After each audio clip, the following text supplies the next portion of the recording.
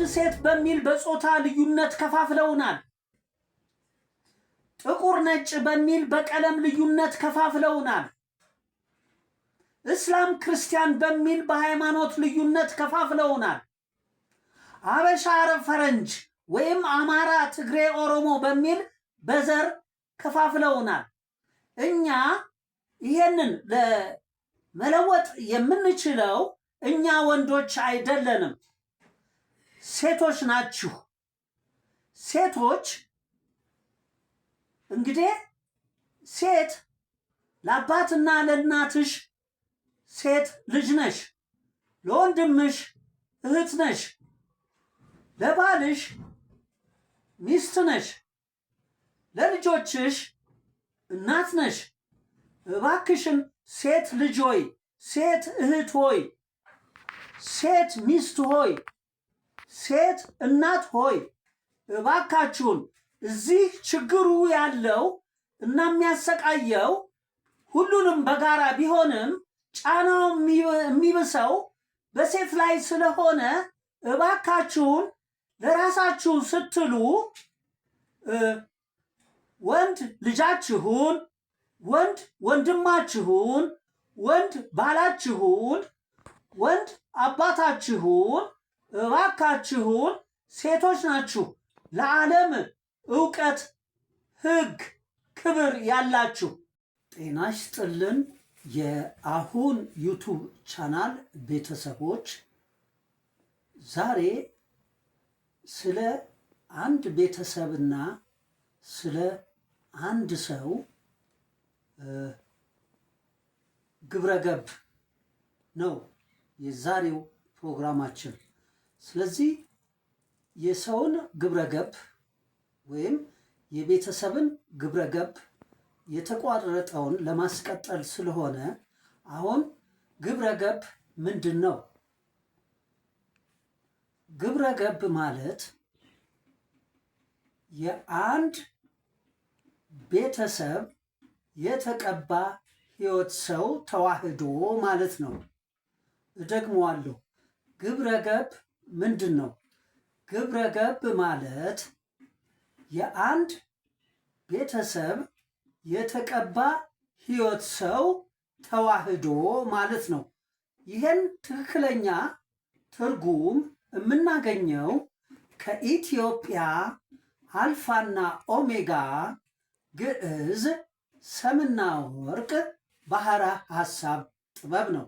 ታዲያ ይህን የኢትዮጵያን አልፋና ኦሜጋ ግዕዝ ሰምና ወርቅ ባህረ ሐሳብ ጥበብ ለሀገር በቀል ዕውቀት በማውረድ ነው እና የአንድ አባት አዳም ቤተሰብ ቶ ማለት የተቀባ ሕይወት ማለት ነው። የተቀባ ሕይወት ሰው አንድ ቤተሰብ ተዋህዶ ግብረገብ ልምድ ወይም ሰዋሰው ትምህርት ቤት እንለዋለን። ታዲያ ግብረገብ ስንል የአንድ ቤተሰብ የተቀባ ሕይወት ሰው ተዋህዶ ከሆነ ይህ የአንድ ቤተሰብ የተቀባ ሕይወት ሰው ተዋህዶ ምንድን ነው እንላለን። እሺ አሁን ሰው ማለት አዳም ነው። አዳም ማለት በእግዚአብሔር መልክና ምሳሌ የተፈጠረ ነው። ስለዚህ ሰው ወይም ቤተሰብ አንድ ነው ማለት ነው። ሰው ስንል አንድ ሰው ስንል አንድ ቤተሰብ ነው። አንድ ቤተሰብ ነው ስንል አንድ ሰው ነው እና የአንድ ቤተሰብ ሚዛን አንድ ሰው ነው።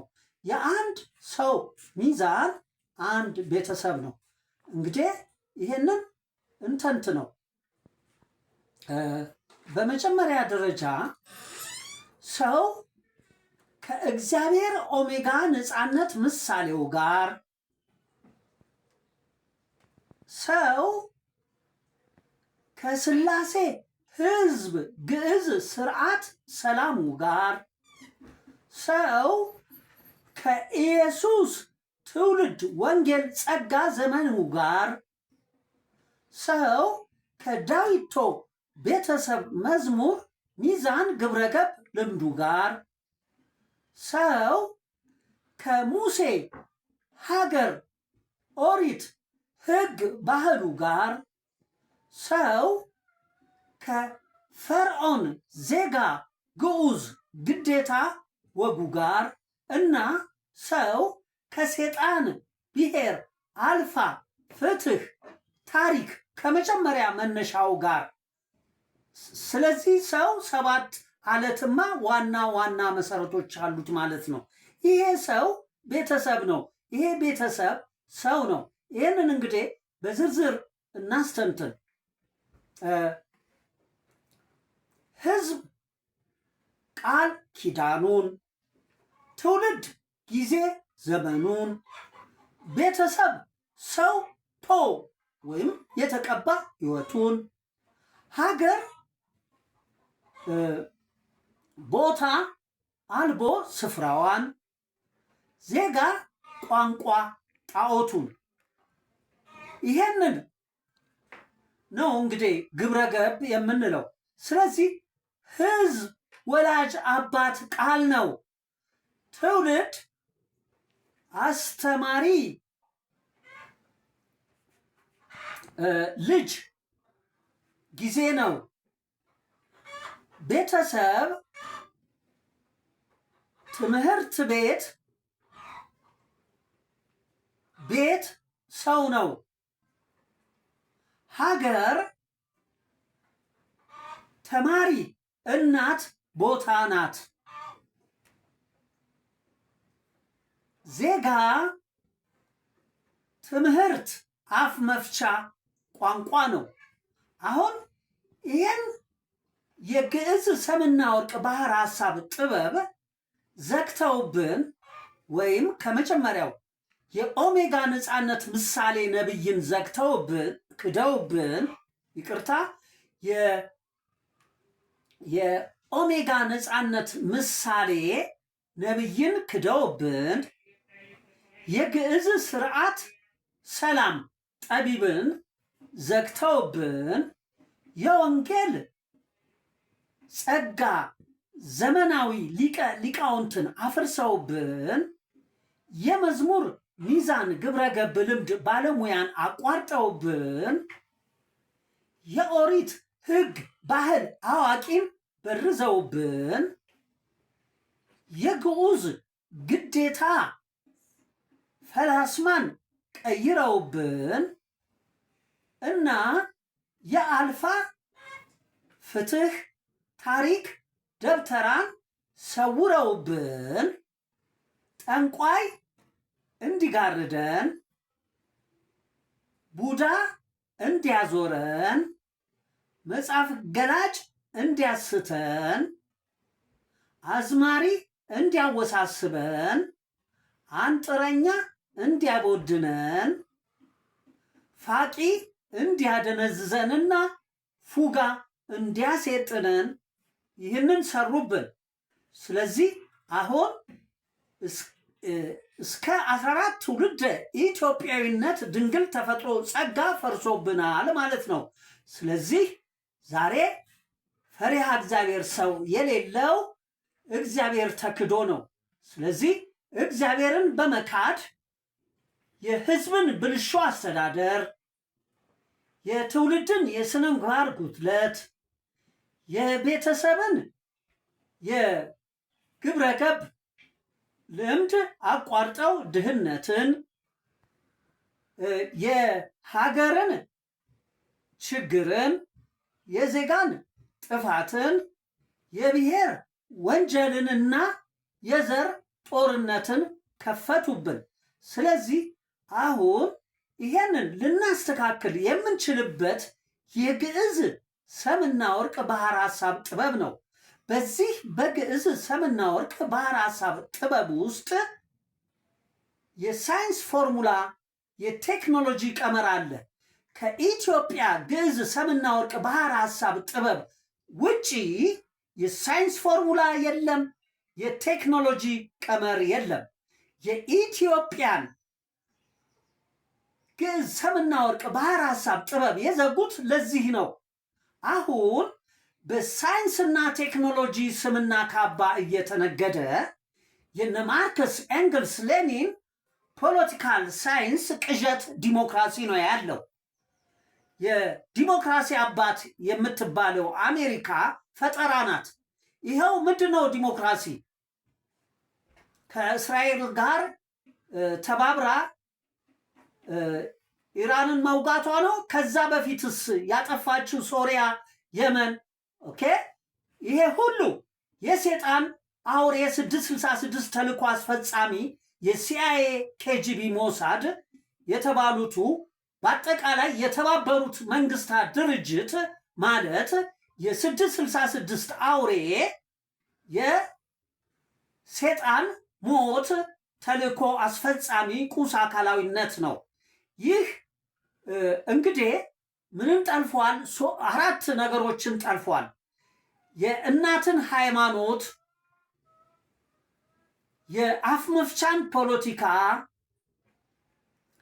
የስነ ሆሄያት ፊደልን ትምህርት እና የዘር መዋቅርን ጠልፏል። ስለዚህ አሁን መዋቅር ተጠልፏል፣ ትምህርት ተጠልፏል፣ ፖለቲካ ፍልስፍናው ተጠልፏል፣ ሃይማኖት ዕውቀቱ ተጠልፏል። ሃይማኖት ዕውቀቱ የተጠለፈው የሰብአዊነትን ሙያ ለማቋረጥ ነው። ፖለቲካ ፍልስፍናው የተጠለፈው የእምነት ክህሎት ሊቀ ሊቃውንትን ለማፍረስ ነው። የትምህርት ስነ ሆሄያት ፊደል የተሰረቀው የእውነት ግዕዝ ጥበብ ወይም የሳይንስን ፎርሙላና የቴክኖሎጂን ቀመር ለመዝጋት ነው እና መዋቅር፣ የዘር መዋቅር የተጠለፈው የአልፋና ኦሜጋ ዘላለም የሰራዊት ጌታ እግዚአብሔር ፍቅር ቅጽበት አሁንን ለመካድ ነው። አሁን ተክዶ ቀንና ሌሊት 24 ሰዓት ሴራ ቀለበት አጥር ውስጥ አስረውን የልምድ እስረኛ አድርገው አስረውን የሞሉንን ፕሮግራምና ሲስተም የምናስተጋባ አውሬና መንጋ አድርገውናል። እነሱ ጥቂት አውሬ ገዢ በቀለም ነጭ ሆነው እኛን ተገዢ ሎሌ አድርገውን ይኸው 2018 እልፍ ዓመታት ተቆጠረ። አሁን እናት ሃይማኖት ናት። ቤት ሰብአዊነት ነው። ልጅ እምነት ነው። አባት እውነት ነው። እግዚአብሔር ፈጣሪ ነው። ከበታች አፍ መፍቻ ፖለቲካ ነው።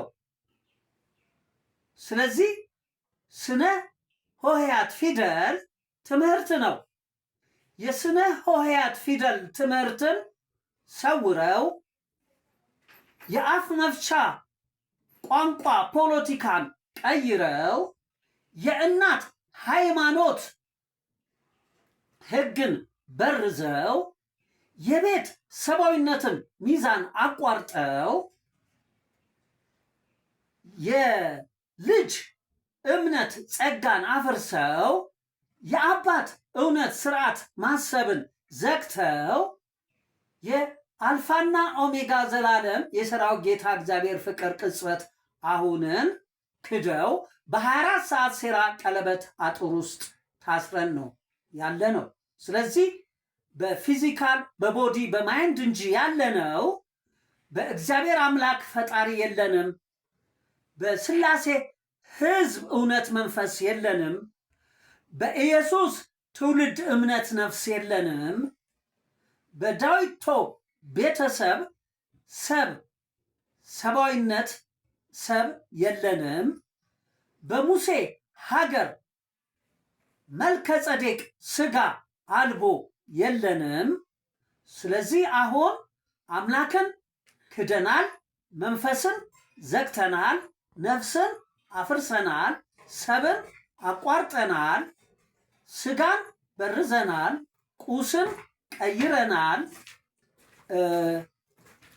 አውሬን ተሰውሮብን ደመነፍስ ተጋርዶብን እነሱ ደመነፍስ ማህበራዊ እንስሳ በዝግመተ ለውጥ የተለወጣችሁ ብለውን አይኪ ማይንድ ኢጎ ሱፐር ኢጎ ኢድ እያሉን በዚህ ቁስ አካላዊነት ነው ያለ ነው።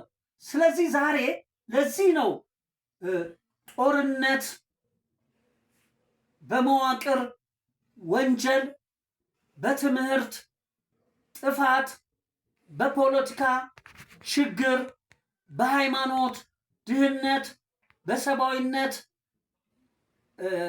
የስነ ምግባር ጉድለት፣ በእምነት ብልሹ አስተዳደር፣ በእውነት ክህደት፣ እግዚአብሔር አሁንን ክደን እና ፈሪሃ እግዚአብሔር ሰው የጠፋው። ስለዚህ ምን ተሻለን ካላችሁ የአንድ ሰው ግብረገብ ወይም የአንድ ቤተሰብ ግብረገብ በመቋረጡ ነውና፣ ስለዚህ ይህ የተቋረጠውን ግብረገብ እናስቀጥል ወይም እናስመልስ። በምን ካላችሁ በኢትዮጵያ አልፋና ኦሜጋ በግዕዝ ሰምና ወርቅ ባህረ ሐሳብ ጥበብ እናስመልስ ለሀገር በቀል አልቦ ስነ አእምሮ እውቀት በማውረድ እና ይሄን በነፃ ላገለግል እኔ ሊቀ ጠበብትና ሳይንቲስት ገብረ ማርያም ማሞ በብዕር ስም እስማኤልና ቤቱ እባላለሁ። የኢትዮጵያዊው ፈላስማ ዘርዓ ያዕቆብ 9ኛ ትውልድ የልጅ ልጅ ነኝ። አሁን ማሳሰቢያዬ እንግዲህ የፊደል ሰራዊት ሆሄያት ቁጥር ትምህርታችን ነው። ይሄ ተሰውሯል፣ እንዳይሰወር እንደገና እናስመልሰው፣ ታሪካችን ነውና። የአፍ መፍቻ ፖለቲካ ቋንቋ ተቀይሯል፣ ይሄንም እናስመልሰው፣ ወጋችን ነውና።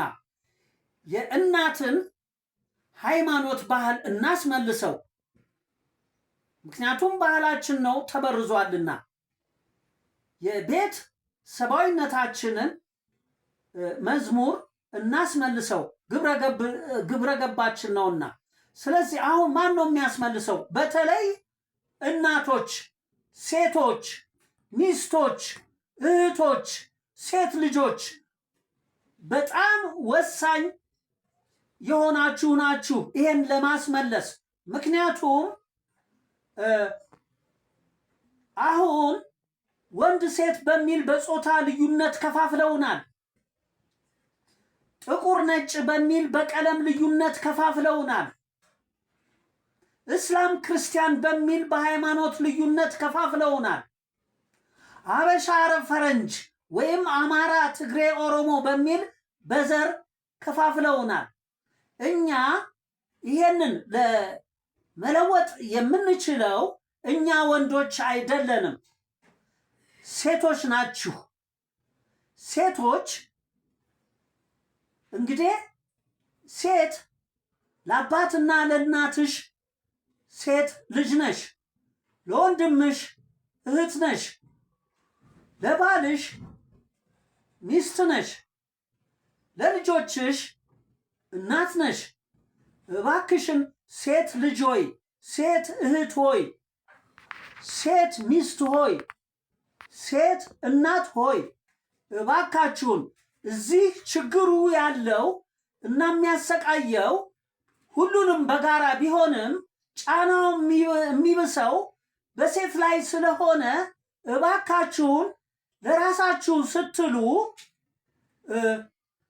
ወንድ ልጃችሁን፣ ወንድ ወንድማችሁን፣ ወንድ ባላችሁን፣ ወንድ አባታችሁን እባካችሁን ሴቶች ናችሁ ለዓለም እውቀት፣ ሕግ፣ ክብር ያላችሁ እና እናንተ ናችሁ አሁን ማዳን የምትችሉት፣ ራሳችሁን መዳን የምትችሉት። እንዴት ካላችሁኝ እንግዲህ ሴት ልጅ ሆነሽ ነው አድገሽ እህትም የሆንሽው አድገሽ ሚስትም የሆንሽው ወልደሽም እናት የሆንሽው፣ ስለዚህ ሴት ሆይ ሴት እናት ሆይ ከሕፃን ልጅነት ነው ወደ እህትነት፣ ወደ ሚስትነት፣ ወደ እናትነት የተሸጋገርሽው። እናት ሆይ ስለ ራስሽ ሃይማኖት ሕግ ብለሽ የቤትሽን ሰብአዊነት ውደጂ፣ የልጅሽን እምነት እመኚ፣ የባልሽን እውነት አፍቅሪ፣ ፈጣሪሽን እግዚአብሔርን ፍሪ። ይሄ ብቻ ነው የሚበቃሽ። ሌላ ስሌት ፍልስፍና አያስፈልገው። እግዚአብሔርን ፍሪ፣ ፈጣሪሽ ነው። ባልሽን አፍቅሪ፣ እውነትሽ ነው። ልጆችሽን እመኚ፣ እምነትሽ ናቸው። ቤትሽን ውደጂ፣ ሰብአዊነትሽ ነው። እናትነትሽን ሕግ አክብሪ፣ ሃይማኖት ነሽ። የአፍ መፍቻሽን አሸንፈሽ ምሪ፣ ፖለቲካሽ ነው። የሆሄያት ፊደል ትምህርትሽን ደፍረሽ ግዢ። ይሄን ካደረግሽ ሳይገባው ግራ የገባው ጡንቻ ራስ የሆነው ወንድን መቀየር ትችያለሽ። ምናልባት በሱስ ቢናውዝ አንቺ በፍቅር ወደ አሸናፊነት ስነልቦናው ወደ ንቃተ ህሊናው ልትመልሺ የምትችይው አንቺ ነሽ። አንቺ እናት ሁኚ፣ ሚስት ሁኚ፣ እህት ሁኚ፣ ሴት ልጅ ሁኚ። እባክሽን እዚህ ዩኒቨርስ ውስጥ ነው ያለ ነው። የወንድ ልቡን የሴት አልቦ አእምሮዋን። ይህንን ነው የምገልጸው። እግዚአብሔር በህልናችን ፍቅር ንቃት አለ። አባት በልቦናችን ቃል እውነት ማሰብ አለ። ልጅ በእምነታችን ምግባር ማስተዋል አለ። ቤት በአንጎላችን ሰብአዊነት ማሰላሰል አለ። እናት በአልቦ አእምሯችን መልከ ጸዴቅ ማስታወስ አለች። አፍ መፍቻ በአንደበታችን ስም ማነብነብ አለ። ትምህርት በስሜታችን ቁጥር ስሌት አለ። እባካችሁን ይሄን ብቻዬን ስለሆንኩኝ ከየት እንዴት ላድርገው? አንድ እጅ አያጨበጭብም። ስለዚህ ብንተባበር እችን ክፉዎች የሴጣን ሞት ተልኮ አስፈጻሚዎች ሲኦል ጨለማና ገሃነም እሳት አድርጎብናል። ይሄን ዩኒቨርስ፣ ይሄን ዓለም፣ ይሄን አህጉር፣ ይሄን ሀገር። ስለዚህ እኛ ማስተካከል አለብን። ምክንያቱም የጥበብ መጀመሪያው እግዚአብሔርን መፍራት ነው። እግዚአብሔርን መፍራት ማለት ምን ማለት ነው? እግዚአብሔርን ማወቅ አለብን። እግዚአብሔር አሁን ነው። እግዚአብሔር ስራ ነው። እግዚአብሔር ፍቅር ነው። እግዚአብሔር ቅጽበት ነው፣ ዘላለም ነው። ስለዚህ እግዚአብሔር ስራ ነው። የእግዚአብሔርን ስራ ለምደን በእግዚአብሔር ስራ ብንኖር በአሸናፊነት ስነ ልቦና ዛሬ በንቃተ ህሊና ስራ አሁን አለን ማለት ነው። ስናወራ ሴጣንን ነው የምናነግሰው፣ ስንሰራ እግዚአብሔርን ነው የምናነግሰው። ስለዚህ እግዚአብሔር ይፈራ፣ አባት ይፈቀር፣ ልጅ ይታመን፣ ቤት ይወደድ፣ እናት ትከበር፣ አፍ መፍቻ ተሸንፎ ይመራ፣ ትምህርት ተደፍሮ ይገዛ፣ መዋቅር 24 ሰዓት በምክንያታዊነት አግባብ በቁጠባ እንገልገል። ከዚህ ውጪ ሰው የመሆኛ መንገድ የለውም። ሰው ስለተማረ ሰው አይደለም። ሰው ስለተወለደ ሰው አይደለም። ሰው የሆነው ስለተፈጠረ ነው። ስለዚህ ወደ መፈጠራችን፣ ወደ ተፈጥሯችን፣ ወደ ህይወት እውነት ቃል ኪዳን ተስፋ ጥበብ ማሰባችን እንመለስና ሰው ሆይ ሰው እንሁን። እባካችሁን ይሄን የአሁን ዩቱብ ቻናል ቤተሰብ በመሆን እባካችሁን ለትውልዶች ለሚመጡት ለሚተኩት እንቅፋቱን አንስተን አረሙን ነቅለን እውነትን አንግሰን የነገሰውን ሐሰት ቀብረን ሰይጣንን ከእግራችን ከጫማችን በታች አድርገን እግዚአብሔርን እየፈራን ፈሪሃ እግዚአብሔር ሰውን በመፍጠር የተቋረጠውን የኢትዮጵያን አልፋና ኦሜጋ ግዕዝ ሰምና ወርቅ ባህር ሐሳብ ጥበብንና ግብረገብ ሰዋስው ትምህርት ቤትን እናስመልስ። ይሄ የመዋቅር ጦርነት ይቁም። የትምህርት ወንጀል ይቁም። የፖለቲካ አሸባሪነት ይቁም። የሃይማኖት አክራሪነት ይቁም። ድህነት የቤተሰብ ይብቃ። የስነ ምግባር ጉድለት በትውልድ ይቁም። የብልሹ አስተዳደር በህዝብ ይቁም። እግዚአብሔርን መካድ አለመፍራት ይቁም። ሁላችንም እግዚአብሔርን እንፍራ። ሥላሴ ህዝብን እናፍቅር። ኢየሱስ ትውልድን እንመን። ዳዊት ቤተሰብን እንውደድ። ሙሴ ሀገርን እናክብር። ፈርዖን ዜጋን አሸንፈን እንምራ። ሰይጣን ብሔርን ደፍረን እንግዛ። ዘርን፣ ጎሳን፣ ጎጥን፣